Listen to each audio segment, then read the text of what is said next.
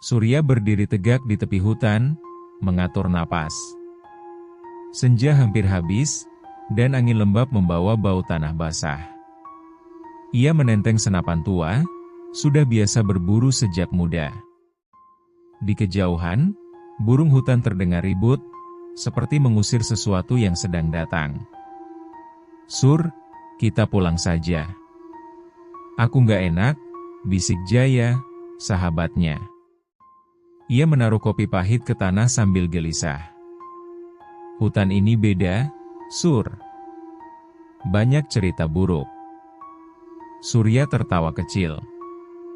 "Cerita buruk ada di mana-mana. Yang penting kita hati-hati." Ia menepuk bahu Jaya, lalu melangkah lebih dalam ke hutan. Namun langkah Surya terhenti ketika ia mendengar sesuatu. Auman berat, tapi disertai gema seperti suara perempuan menangis. Surya menoleh ke Jaya. Wajah sahabatnya pucat. "Kau dengar?" tanya Surya lirih. Jaya menelan ludah. "Dengar? Sejak dulu. Orang bilang ada penjaga di sini. Bukan hewan biasa."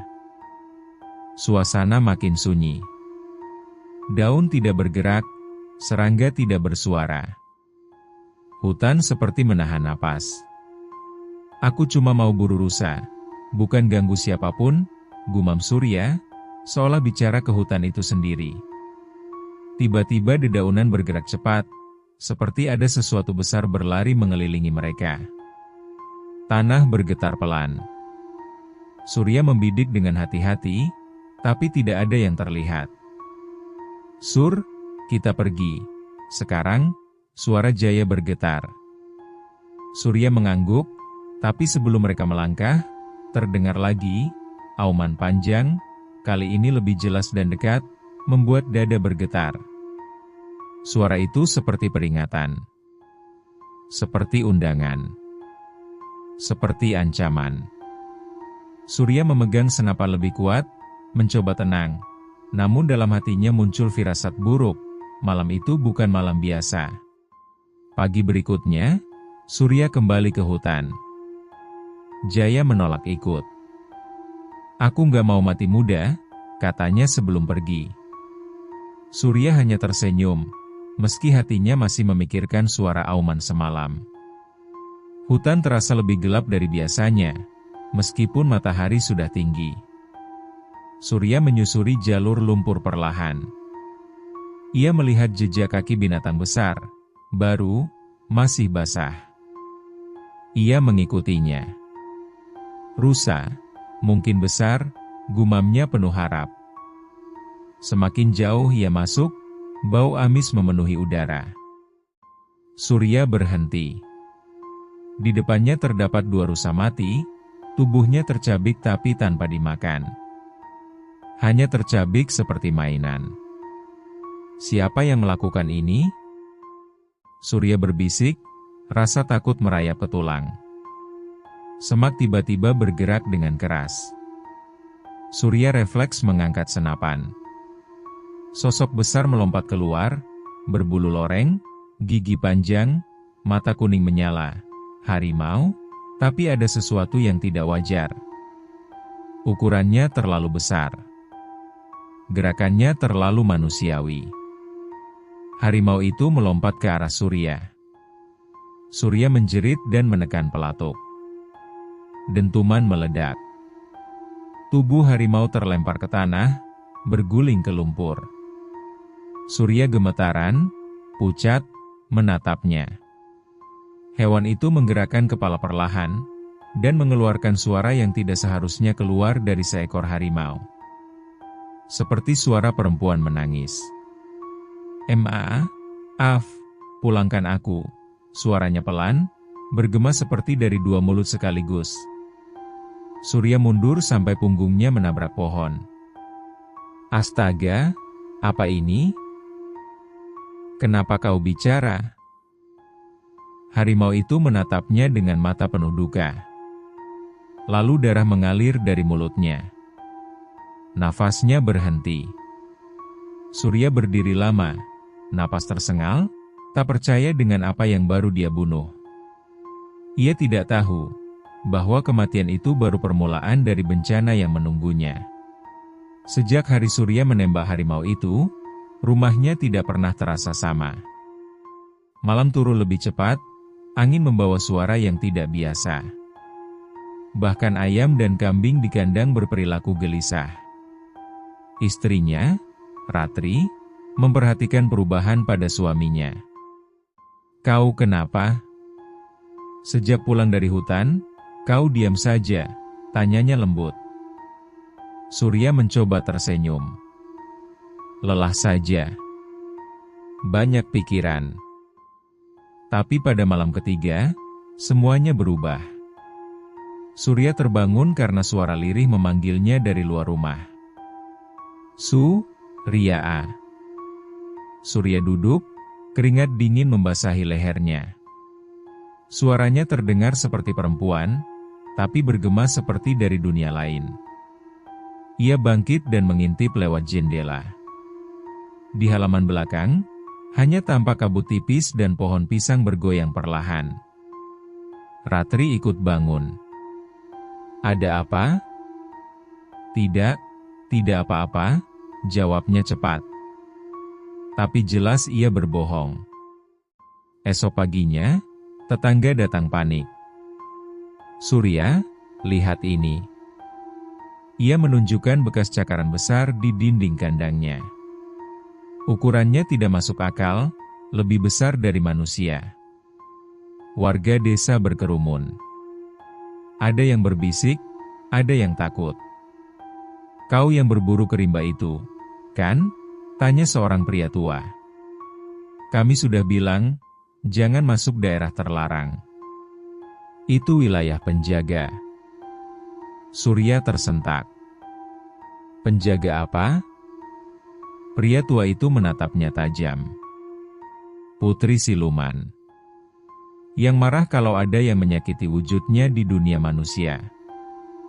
Surya menelan ludah. Tangannya gemetar tanpa bisa ia kendalikan. Malamnya, Surya bermimpi. Di dalam mimpi, ia melihat seorang perempuan cantik bermata kuning, menangis sambil memegang dadanya yang berdarah. "Kau sudah mengambilku di dunia sana," bisiknya. "Sekarang kau harus menggantikannya di dunia kami." Surya terbangun dengan teriakan. Dan untuk pertama kalinya, ia merasa kematian harimau itu adalah kesalahan besar yang tidak bisa diperbaiki. Malam itu, angin berhenti. Tidak ada suara jangkrik, tidak ada desiran daun. Rumah Surya terasa seperti berada di dalam gelas kaca, sunyi dan tertekan. Surya duduk di ruang tamu sambil memegang gelas teh yang sudah dingin. Ia tidak bisa tidur. Ratri menghampirinya. "Kau masih memikirkan mimpi itu?" Surya mengangguk. "Aku takut, Rat. Ada sesuatu yang datang dari hutan, dan mencari aku." Ratri memegang tangan suaminya. "Kalau besok ke kepala desa, mungkin." Belum sempat ia selesai bicara, terdengar gedoran keras di pintu. Bukan seperti manusia mengetuk, lebih seperti cakar menghantam kayu. "Bruk! Bruk! Bruk!" Ratri berteriak dan memeluk Surya. "Apa itu?" Surya berdiri, tubuhnya gemetar. "Bawa anak ke kamar. Kunci pintu." Ratri berlari membawa anak mereka, Arsan, dalam keadaan panik. Surya mengambil parang, berdiri menghadap pintu. "Bruk!" Kayu pintu terbelah sedikit. Dari celah gelap itu, Surya melihat sepasang mata kuning menatapnya. Suara berat namun lembut menggema, "Surya, ikut kami." Pintu tiba-tiba terbuka dengan sendirinya, seperti ada kekuatan besar tak terlihat. Angin dingin masuk, membuat lilin padam. Dari luar, 3 makhluk setengah manusia setengah harimau masuk perlahan. Tubuh manusia, kepala harimau, kuku panjang, langkah halus tetapi mematikan. Mereka berlumur tanah dan kabut. Surya mundur. Jangan, biarkan keluargaku. Makhluk yang paling besar mendekat, menghirup udara di sekitar Surya. Tuan Putri menunggumu. Kau sudah membunuh wujudnya di dunia manusia. Sekarang kau harus membayar. Tiba-tiba salah satu makhluk mendorong Surya ke arah pintu, dan kabut tebal muncul menggulung. Surya mencoba berteriak memanggil Ratri, tapi suaranya hilang di tengah gelombang kabut. Ketika matanya terbuka kembali, ia tidak lagi berada di rumah. Ia berdiri di antara pepohonan raksasa, dikelilingi cahaya redup, dan makhluk buas mengawalnya. Surya telah masuk ke dunia siluman. Surya berjalan dengan tubuh lemas, dikawal makhluk-makhluk berkepala harimau. Tanah di bawah kakinya lembab dan berdenyut seperti makhluk hidup. Pohon-pohon raksasa menjulang tinggi dengan akar menjalar ke udara, seperti ular yang sedang mencari mangsa. Kalian mau bawa aku kemana? Suara Surya bergetar. Salah satu penjaga menjawab tanpa menoleh, ke istana rimba akar. Tuan Putri menunggumu. Surya menelan ludah. Aku nggak bermaksud membunuh siapapun, aku cuma... Makhluk itu menghentikan langkahnya dan menatap Surya dengan mata menyala. Di negeri ini, alasan tidak berarti apa-apa. Kau mengambil nyawa pewaris kerajaan. Hukumanmu adalah menggantikan tempatnya. Mereka kembali berjalan. Dari kejauhan, Surya melihat bangunan besar berbentuk seperti kuil batu, namun tertutup akar pohon yang melilitnya. Cahaya hijau redup keluar dari celah-celahnya, dan suara gong dalam terdengar perlahan, ritme ritual. Ketika mereka mendekat, Surya melihat banyak makhluk lain, sebagian bertubuh manusia dengan kepala binatang, sebagian menyerupai manusia tapi bermata kuning dan berkuku panjang. Beberapa menatapnya dengan kasihan, beberapa dengan amarah. Apakah semua ini nyata? Bisik Surya pada dirinya sendiri. Salah satu siluman kecil mendekati Surya, matanya yang besar berkedip pelan. Kalau ingin selamat, jangan menolak Tuan Putri. Dia sudah menunggu sejak kau membunuh wujud harimaunya. Surya terdiam. Jantungnya berdetak keras. Ia melewati gerbang akar raksasa, masuk ke aula luas. Lampu obor biru menerangi ruang itu. Di ujung ruangan, duduk seorang perempuan cantik bergaun putih robek, kulit pucat, dan mata kuning. Betul-betul seperti dalam mimpi Surya. Perempuan itu tersenyum perlahan. Kau datang juga, suamiku. Lutut Surya gemetar. Untuk pertama kalinya, ia sadar bahwa tidak ada jalan keluar yang mudah dari negeri ini. Surya berdiri memaku di depan perempuan bermata kuning itu. Ia begitu indah sekaligus mengerikan. Wajah manusia, namun dari leher ke bawah tampak garis samar bulu loreng dan kuku panjang berwarna hitam. Perempuan itu turun dari singgasananya dengan langkah tenang. Setiap langkah membuat lantai batu bergetar. Aku Ranjana, katanya lembut. Pewaris kerajaan rimba akar. Dan kau telah membunuh tubuhku di dunia manusia. Surya menunduk, suara tercekat. Aku tidak tahu, aku pikir kau hewan.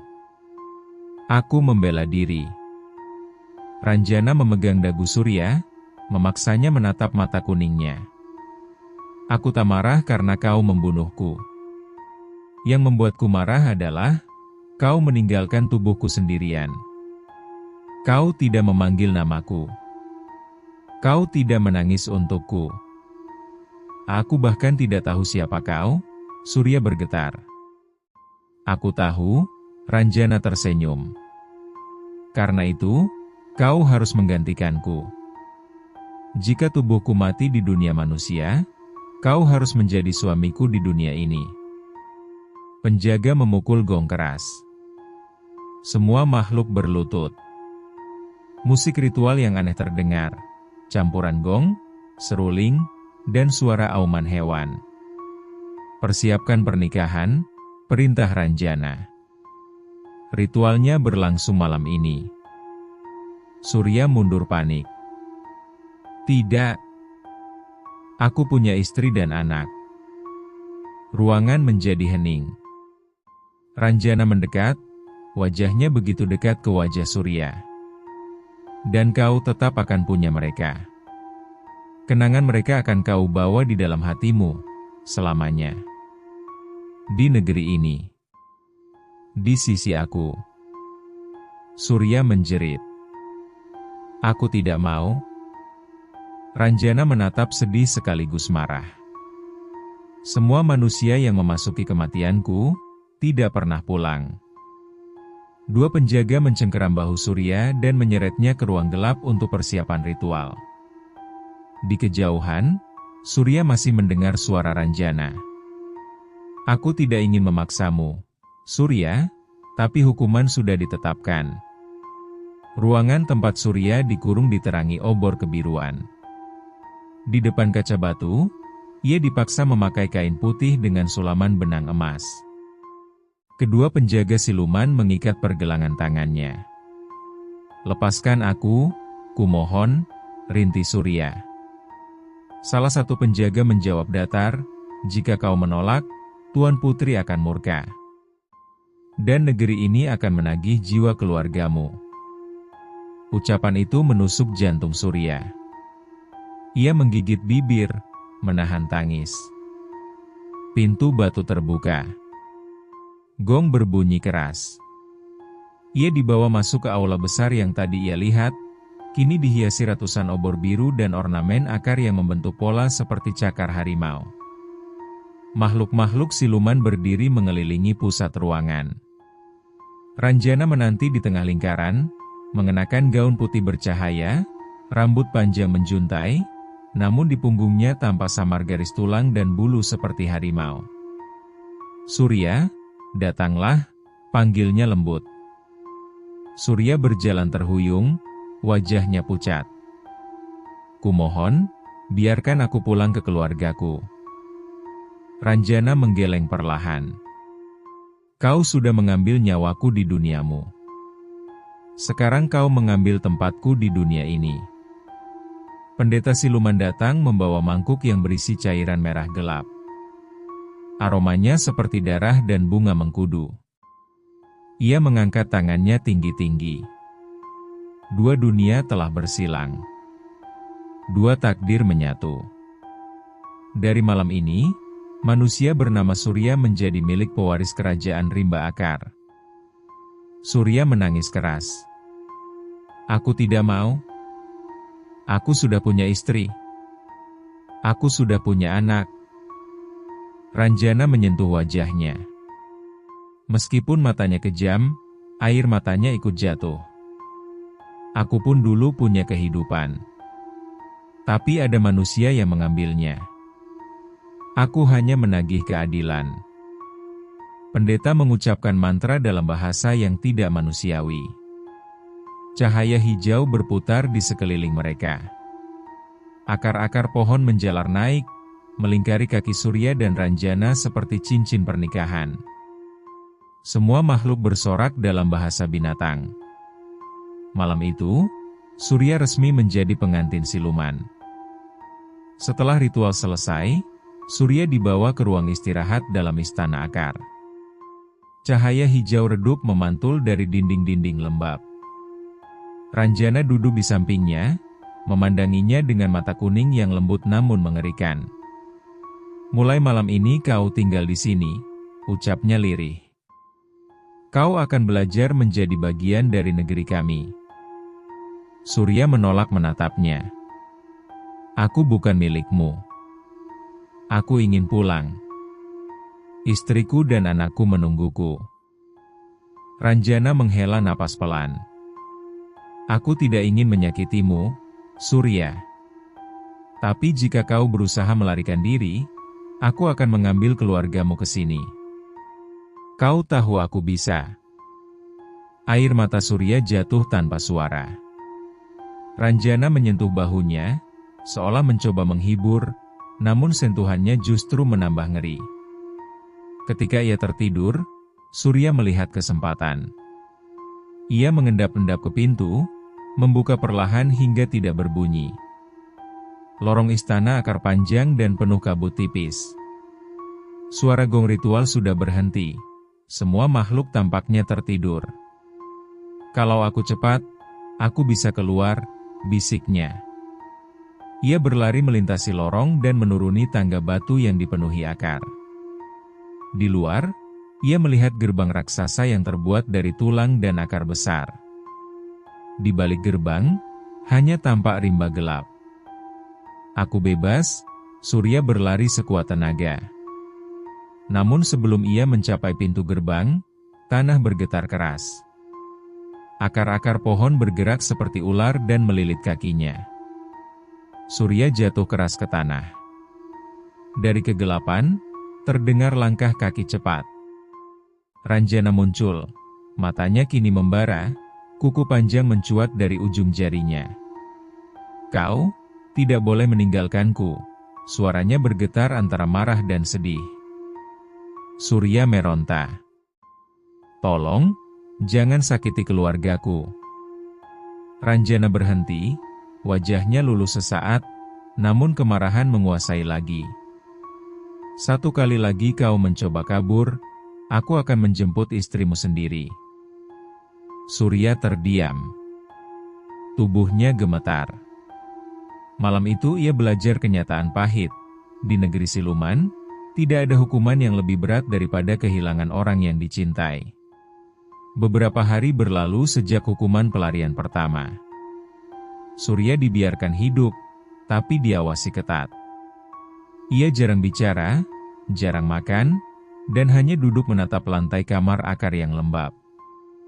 Suatu malam, saat Ranjana tertidur di kursi batu, kelelahan setelah memaksakan kedekatan, Surya keluar pelan-pelan untuk mengambil udara.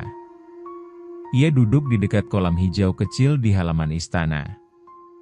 Aku tahu rasa itu, suara tua tiba-tiba terdengar. Surya terlonjak. Di balik kabut tipis, seorang kakek kurus berambut putih panjang berdiri, mengenakan kain usang. Wajahnya penuh keriput, namun tatapannya tajam dan sadar. "Siapa kau?" tanya Surya berjaga. Kakek itu tersenyum pahit. "Namaku Ranu.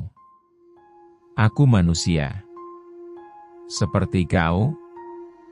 Ia menunjukkan gelang bambu kecil di pergelangan tangannya. "Ini simbol pernikahanku dengan siluman, sama seperti apa yang kau alami sekarang." Surya terkejut. "Berarti kau juga dipaksa?" Ranu mengangguk. "Sudah puluhan tahun aku di sini. Waktu berjalan berbeda untuk manusia." Ia mendekat. Suaranya melemah. "Dulu aku juga berusaha kabur. Banyak kali. Tapi tak pernah berhasil." Surya hampir putus asa mendengarnya. "Jadi kau menyerah?" Ranu tersenyum tipis. "Tidak. Justru karena aku tidak menyerah, aku masih hidup." Ia menatap Surya dalam-dalam. "Kau ingin pulang ke keluargamu, bukan?"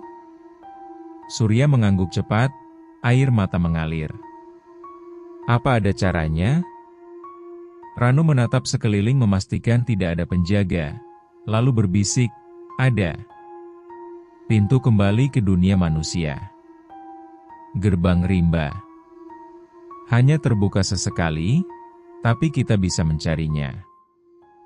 Surya tertegun. "Kita? Kau mau membantuku? Kenapa?" Kakek itu menatapnya dengan iba. "Karena aku tidak bisa menyelamatkan keluargaku, tapi mungkin aku bisa menyelamatkan keluargamu." Untuk pertama kalinya sejak dia tiba di negeri siluman, Surya merasakan harapan. Keesokan malamnya, Surya pura-pura tidur agar Ranjana tidak curiga. Saat perempuan itu tertidur pulas, Surya mengendap pergi menuju halaman samping, tempat ia bertemu Ranu sebelumnya. Kakek itu sudah menunggu, berdiri dengan tongkat kayu hitam. "Kau siap?" bisiknya. Surya mengangguk, meski lututnya gemetar.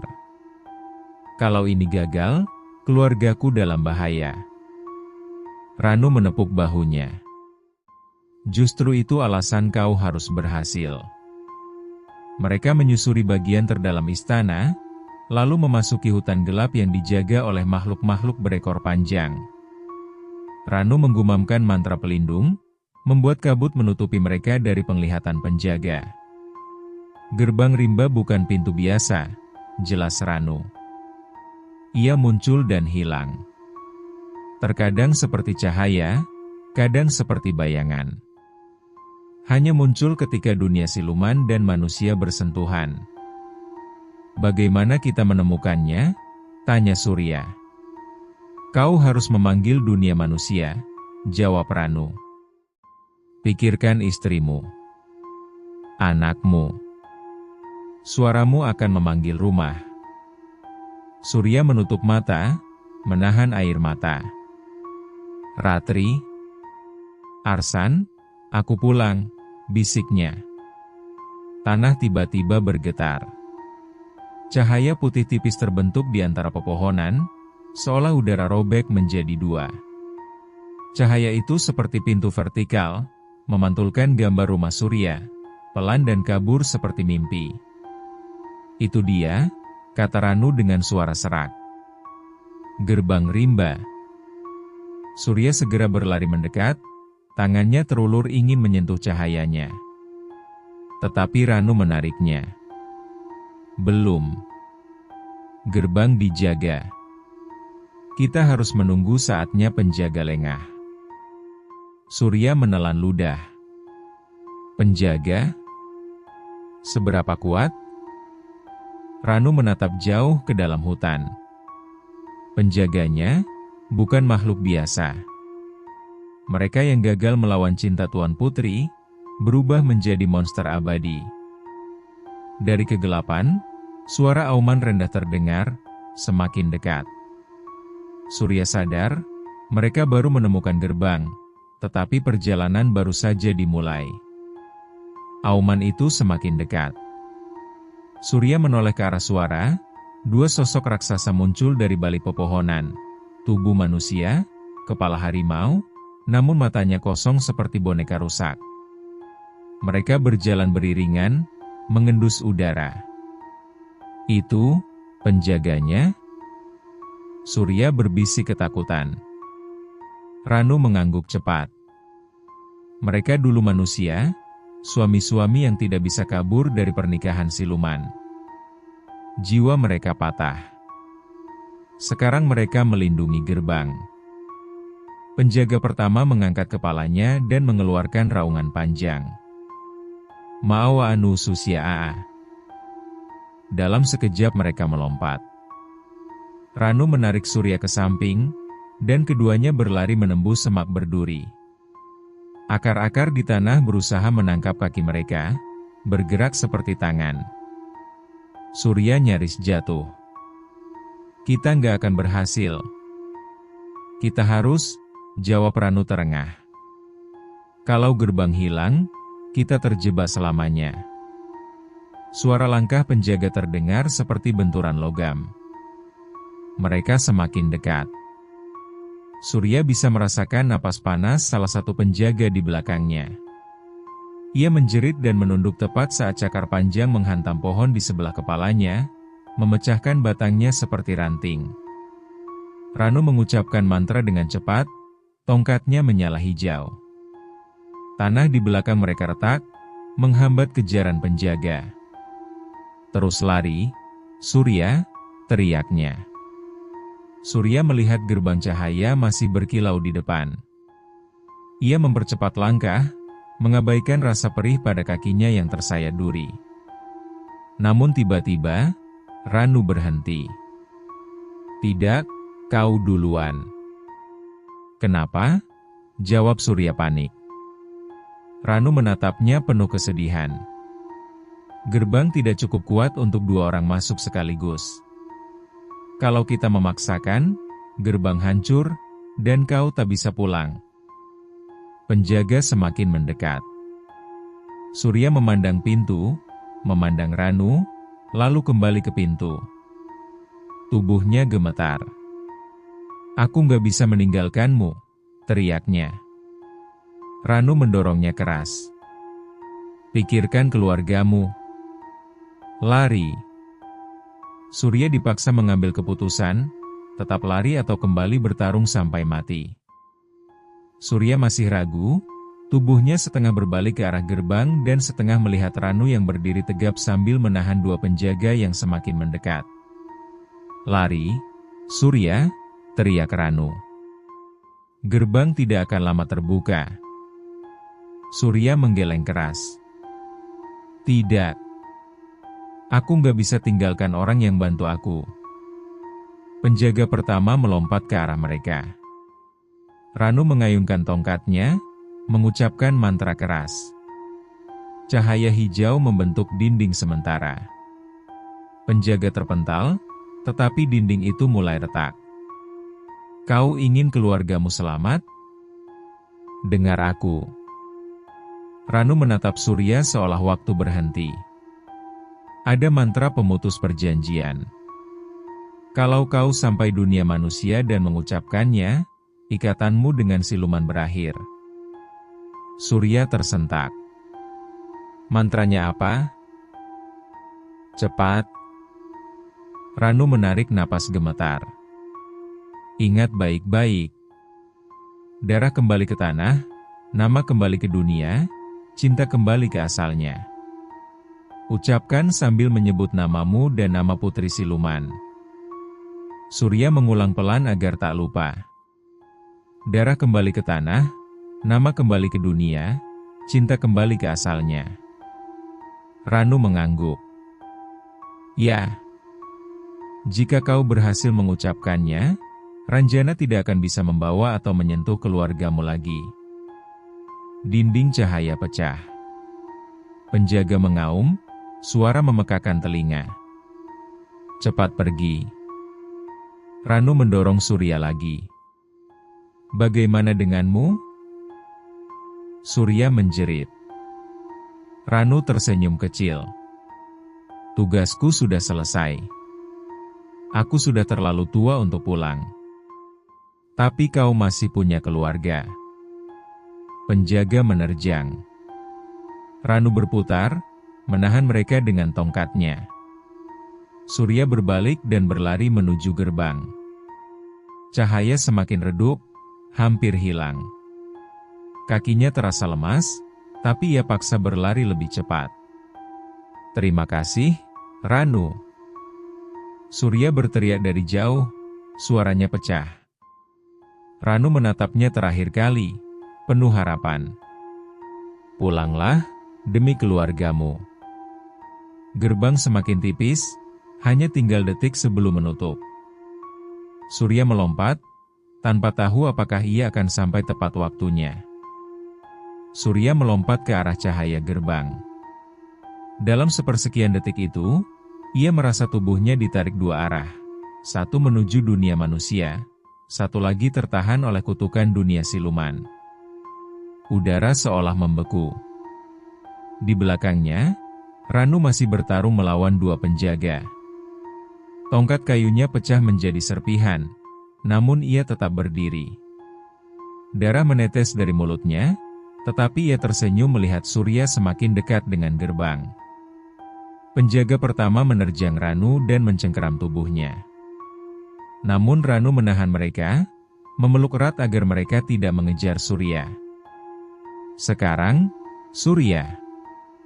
Pulanglah, teriaknya. Surya menoleh sambil berlari, matanya berkaca-kaca. Aku akan kembali menolongmu. Ranu menggeleng lemah, namun tegas. Tidak, sudah terlambat buatku. Tapi keluargamu masih punya harapan. Penjaga kedua merobek bahu Ranu dengan cakar panjang. Tubuhnya bergetar menahan rasa sakit, tetapi ia menekan lututnya ke tanah, memastikan tubuh para penjaga tidak bisa bergerak maju. Ranu menatap Surya untuk terakhir kalinya, suaranya hampir tak terdengar. "Jangan sia-siakan kesempatan ini, pulanglah, selamatkan mereka." Gerbang mulai menutup. Surya mengulurkan tangannya, cahayanya menelan setengah tubuhnya. Di belakang, Ranjana muncul tiba-tiba, matanya penuh kemarahan dan luka. "Surya! Kembali!" Ia melompat ingin menangkap Surya, namun Ranu mengalihkan dirinya ke jalur serangan, memeluk tubuh siluman itu kuat-kuat. "Kau tidak boleh mengambilnya lagi." Ranjana berteriak, mengamuk, tetapi Ranu mengorbankan tubuhnya sebagai penghalang. Cahaya gerbang menghilang sepenuhnya. Sebelum tertutup, telinga Surya mendengar satu kalimat terakhir Ranu. "Hiduplah, demi mereka." Saat mata Surya terbuka, ia sudah tidak berada di negeri siluman. Namun rasa syok di dadanya bukan kelegaan, melainkan kesadaran bahwa ia pulang karena seseorang memilih mati menggantikan dirinya. Surya jatuh tersungkur ke tanah. Udara dingin menghembuskan bau tanah sawah yang familiar. Tidak ada obor biru, tidak ada kabut hijau, tidak ada suara auman, hanya hening malam desa. Ia mengangkat kepalanya perlahan. Ia berada di depan rumahnya sendiri. "Kak, aku pulang," bisiknya tidak percaya. Lampu rumah menyala redup. Surya berdiri gemetar, lututnya lemas. Pintu depan terbuka pelan, dan Ratri keluar sambil menutup mulutnya menahan tangis. Di belakangnya, seorang anak laki-laki berdiri, tubuh tinggi seperti remaja. "Surya," suara Ratri pecah, penuh haru dan syok sekaligus. Surya kehilangan kata. "Rat, aku pulang." Ratri memeluknya erat, menangis keras. "Aku pikir kau mati, hilang begitu lama, kenapa baru sekarang?" Surya membeku. "Baru sekarang? Aku cuma pergi sebentar." Ratri menatap wajahnya lama, matanya masih dipenuhi air mata. "Sebentar? Surya, kau hilang 12 tahun. Kata-kata itu memukul Surya seperti palu. Ia menoleh ke arah anak laki-laki yang berdiri di pintu. "Arsan?" Suaranya nyaris tak keluar. Anak itu mengangguk pelan, matanya ragu dan asing. "Ayah? Itu benar ayah?" Surya memeluknya namun Arsan kaku, seperti memeluk orang asing. Surya menangis keras, memeluk keduanya sekaligus. Rasa bahagia bercampur rasa kehilangan yang dalam. 12 tahun hilang. 12 tahun tidak pernah bisa kembali. Maafkan aku, Surya terus mengulang. Ratri membelai rambutnya. "Yang penting kau pulang. Itu saja yang kuinginkan." Namun di balik rasa haru, Surya merasakan sesuatu. Hawa dingin seperti kabut mengintip dari pepohonan belakang rumah. Ia menoleh cepat, tetapi tidak ada apa-apa. Meski tubuhnya sudah kembali ke dunia manusia. Surya tahu bayangan dari negeri siluman belum selesai mengikuti dirinya. Hari-hari pertama kepulangan Surya terasa seperti mimpi. Ratri selalu berada di dekatnya, seolah tidak ingin kehilangan untuk kedua kalinya. Namun Arsan berbeda. Anak itu duduk jauh, hanya mengamati Surya dari kejauhan. Saat makan malam, suasana hening. Surya berusaha memulai percakapan. "Arsan, sekolahmu gimana?" Arsan mengangkat bahu. "Biasa aja." Ia menunduk ke piring, tidak menatap ayahnya. Surya mencoba tersenyum. Dulu waktu kecil kamu selalu cerita apapun sama ayah. Arsan bergumam, hampir tak terdengar, dulu ayah nggak hilang. Kalimat itu menusuk hati Surya. Ratri diam-diam menekan tangan anaknya. Arsan, jangan begitu. Tapi Bu, Arsan menatap ibunya dengan mata berkaca. Aku tunggu ayah bertahun-tahun. Aku pikir ayah nggak sayang sama kita. Arsan bangkit dan masuk ke kamar dengan langkah keras. Pintu tertutup. Surya menunduk, air matanya jatuh ke meja makan. Aku janji, aku nggak akan pergi lagi. Ratri memeluknya. Semua butuh waktu. Kamu kembali, itu sudah keajaiban. Malam itu Surya duduk di halaman belakang, memandangi pepohonan gelap. Angin membawa bau hutan, terlalu mirip dengan dunia siluman. Hatinya berdegup cemas. Tiba-tiba terdengar suara dari arah kebun.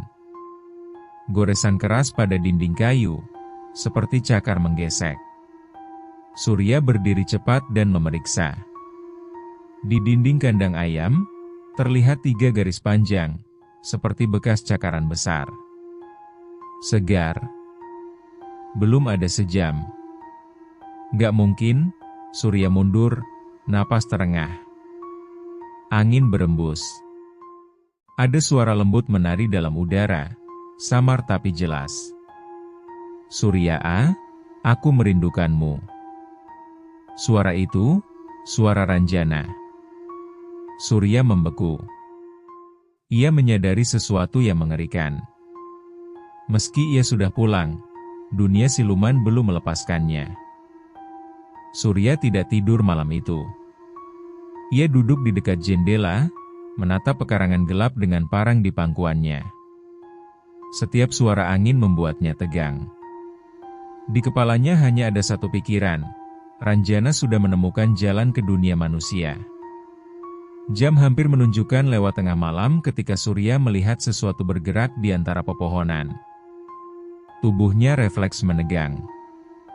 Ia mengambil langkah pelan keluar, tanpa membangunkan Ratri dan Arsan. Semakin dekat ia berjalan, semakin jelas bayangan itu, sosok perempuan berdiri membelakanginya, rambut panjang terurai, gaun putih robek. Meski gelap, Surya mengenali tubuh itu tanpa ragu. Ranjana, bisiknya ketakutan. Perempuan itu tidak bergerak. Lalu perlahan kepalanya berputar, bukan badan, hanya kepala, hingga wajahnya menghadap ke belakang. Mata kuningnya bersinar. Kau kembali padaku, katanya lembut namun dingin. Aku mencarimu kemana-mana. Surya memundurkan langkah. Aku bukan milikmu. Aku sudah di sini, bersama keluargaku. Ranjana mendekat tanpa menggerakkan kaki, melayang perlahan seperti didorong angin gelap. Aku membiarkanmu pergi karena kau lompat ke gerbang, tapi kau belum memutuskan ikatan kita. Mantra? Surya berbisik. Ia mulai mengingat kata-katanya. Ranjana tersenyum sedih. Kau tahu, kalau kau mengucapkan mantra itu, aku akan hilang. Ikatan kita berakhir. Kita tak akan terhubung lagi.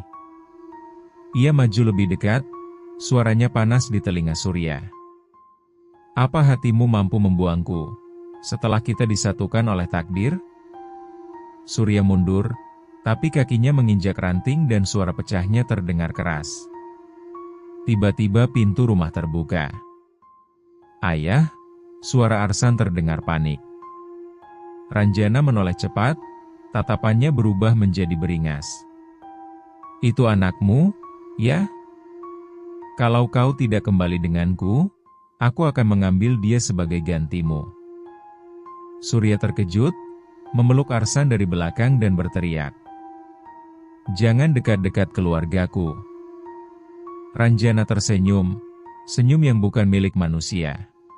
Permainan baru telah dimulai, dan taruhannya adalah nyawa keluarga Surya. Ranjana berdiri di tengah kebun, gaunnya berkibar tertiup angin yang tidak berasal dari dunia manusia. Matanya menatap keluarga Surya dengan tajam, namun senyumnya lembut, kombinasi paling mematikan. "Aku datang bukan untuk mencelakai," katanya pelan. "Aku datang untuk menawarkan pilihan." Surya mendorong Arsan ke dalam rumah sambil berteriak, "Masuk! Kunci pintu. Jangan buka apapun." Ratri menarik Arsan masuk dan mengunci pintu. Wajahnya ketakutan namun ia tidak berteriak. Ia tahu Surya sedang menghadapi sesuatu yang tidak manusiawi. Ranjana mendekat setapak demi setapak. "Aku tidak ingin menyakitimu, Surya. Aku mencintaimu dengan cara yang hanya dimengerti oleh makhluk dari dunia kami." Surya mengangkat parang, meski tubuhnya gemetar. "Kalau kau mencintaiku, biarkan aku hidup di sini. Kau sudah ambil 12 tahun hidupku." Ranjana mengibaskan tangan pelan. Seperti sulap, cahaya hijau muncul di telapaknya. Dari cahaya itu muncul liontin akar kecil berbentuk hati. "Ini hadiah dari dunia kami," bisiknya. "Liontin ini akan memberimu hidup yang sangat panjang. Ratusan tahun. Kau akan muda selamanya, asal kau mengenakan ini di sisiku di dunia siluman." Surya menegang. Tawaran itu menggoda, namun penuh ancaman. "Kalau kau menolak," Ranjana melanjutkan, "liontin ini akan kuberikan pada anakmu. Ia akan menjadi pewaris baruku. Ia akan kubawa ke istana. Dia akan hidup selamanya bersamaku." Surya tersentak. "Jangan sentuh anakku." Ranjana terdiam sejenak lalu berbisik, "Aku beri waktu sampai besok malam." Pilihannya sederhana, "Surya, ikut kembali denganku, atau aku mengambil keturunanmu sebagai gantinya." Ia menghilang dalam kabut tipis, meninggalkan Surya terjatuh berlutut, antara ketakutan, kemarahan, dan rasa bersalah. Besok malam akan menjadi akhir segalanya. Malam berikutnya turun dengan cepat, seolah langit ingin menghilangkan cahaya lebih awal. Surya berdiri di halaman, memegang parang di satu tangan dan seutas tali manik-manik bambu di tangan lain, satu-satunya peninggalan Ranu, yang ia temukan tergantung di saku celananya setelah kembali. Ratri berdiri di ambang pintu, suaranya gemetar. "Kau yakin harus lakukan ini sendirian?" Surya mengangguk. "Kalau dia lihat kalian, semua akan berakhir buruk." Di balik pepohonan, kabut mulai terbentuk. Ranjana muncul perlahan, gaun putihnya berkibar, rambut panjang basah di ujung.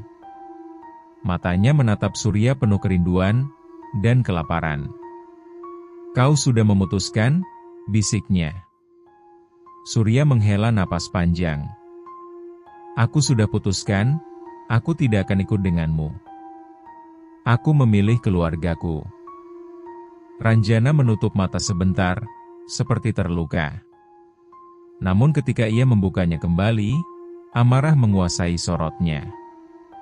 "Kalau begitu, aku akan mengambil darahmu melalui keturunanmu." Ia melompat ke arah rumah. Surya menerjang sekuat tenaga dan menahan tubuh siluman itu. Mereka jatuh berguling di tanah. Cakar Ranjana melukai dada Surya, sementara Surya menahan teriak kesakitan. Dalam kekacauan itu Surya berteriak mantra keras-keras. Darah kembali ke tanah. Nama kembali ke dunia. Cinta kembali ke asalnya. Aku Surya, engkau Ranjana. Tanah bergetar keras. Cahaya hijau menyembur dari tubuh Ranjana, memecahkan udara. Siluman itu menjerit, bukan marah, tapi seperti suara hati yang patah. Tubuhnya perlahan memudar menjadi kabut, matanya basah oleh air mata terakhir. "Kenapa? Kau tinggalkan aku?" Suaranya menghilang bersama angin. Kabut memencar. Hutan menjadi sunyi. Ratri dan Arsan berlari menghampiri Surya. Mereka menangis, memeluknya erat. Surya hampir roboh ke tanah, namun berhasil berdiri. Semuanya hening. Namun saat mereka masuk rumah, Surya menoleh sekali lagi ke rimba gelap. Di antara pepohonan, sepasang mata kuning tampak sesaat, lalu menghilang. Tidak ada auman. Tidak ada kabut.